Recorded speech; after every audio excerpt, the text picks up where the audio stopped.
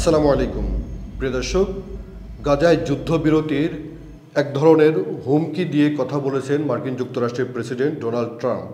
তার এই হুঁশিয়ারির মধ্য দিয়ে পুরো গাজায় ফিলিস্তিনিদের এখন নতুন করে তাদের মধ্যে অস্থিরতা তৈরি হয়েছে, তারা এখন পেরেশানিতে পড়ে গিয়েছেন।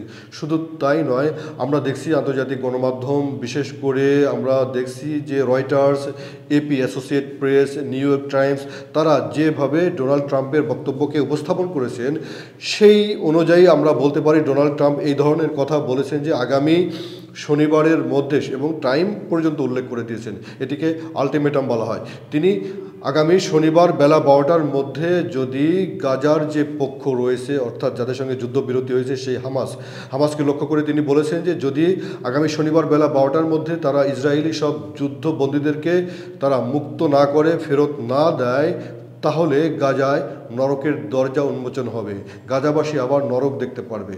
সুপ্রিয় দর্শক, এটি হচ্ছে ডোনাল্ড ট্রাম্পের ভাষা, এবং আমরা এই ঘটনার প্লট হিসেবে যেটি জানি যে এর মধ্যেই হামাসের পক্ষ থেকে ইসরায়েলের বিরুদ্ধে অভিযোগ আনা হয়েছে যে ইসরায়েল তাদের যে যুদ্ধবিরতির যেসব শর্ত সেগুলো মানছে না, তারা যুদ্ধবিরতির মধ্যেই ফিলিস্তিনিদেরকে বিভিন্ন জায়গায় তারা আক্রমণ করছে এবং যে ধরনের মানবিক সাহায্য পৌঁছার কথা সেগুলোকে বাধাগ্রস্ত করছে ইসরায়েল।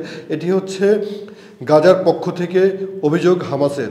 হামাস বলতে চাইছে তারা আর নতুন করে কোনো ইসরায়েলি যুদ্ধবন্দীকে তারা ফেরত দেবে না যতক্ষণ পর্যন্ত না ইসরায়েল এই গাজা যুদ্ধবিরতির প্রস্তাব না অন্যদিকে ইসরায়েলের পক্ষ থেকে একই কথা বলা হচ্ছে যে তারা যুদ্ধবন্দীদেরকে ফেরত না দেওয়ার যে ঘোষণা দিয়েছে এর মধ্য দিয়ে নাকি হামাস যুদ্ধবিরতির যে শর্ত সেটি লঙ্ঘন করছে। তার মানে কি উভয় পক্ষ থেকেই ইসরায়েল এবং হামাস তারা উভয় একে অপরকে যুদ্ধবিরতি সেটি যে শর্ত সেটি ভঙ্গের জন্য অভিযোগ করছে।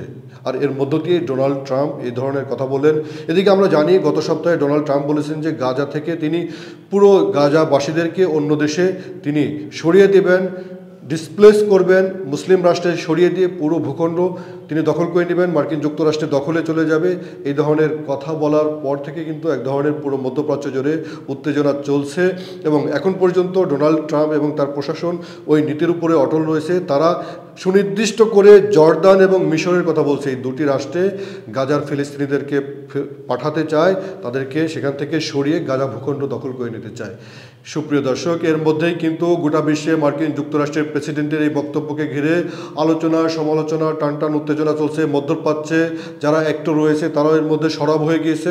বিশেষ করে আজকে আমরা দেখছি যে মধ্যপ্রাচ্যের কোনো কোনো রাষ্ট্র এর মধ্যে আহ্বান করেছে অনতিবিলম্বে, তারা ওআইসি সম্মেলন আহ্বান করেছে, ওআইসির ফরেন মিনিস্ট্রির একটি সম্মেলন আহ্বান করেছে, এবং ওআইসি দেশভুক্ত রাষ্ট্রগুলোর, মুসলিম রাষ্ট্রগুলোর ফরেন মিনিস্টাররা বসে তারা এই বিষয়ে একটি হয়তো রেজুলেশন তৈরি করে তারা দাবি দাওয়া উত্থাপন করবে অথবা একটি কর্মনীতি পরিকল্পনা প্রণয়ন করবে বলে মনে হচ্ছে। ওদিকে আমরা দেখছি যে জর্দানের বাদশাহ তিনি মার্কিন যুক্তরাষ্ট্র সফরে গিয়েছেন, আবদুল্লাহ II, কিন্তু তার পক্ষ থেকে খুব দুর্বল সুরের ভাষা এসেছে যে তার কিছুই করার নেই, তার কাছে কোনো চয়েস নেই, তার কাছে কোনো অপশন নেই। এই ধরনের কথা আজকে আল জাজিরায় প্রকাশ হয়েছে। সুপ্রিয় দর্শক, তাহলে তার কাছে যদি কোনো চয়েস না থাকে তাহলে আমরা কি দেখছি? গাজা থেকে সত্যি কি গাজাবাসীদেরকে অন্যত্র সরিয়ে দেওয়া হচ্ছে?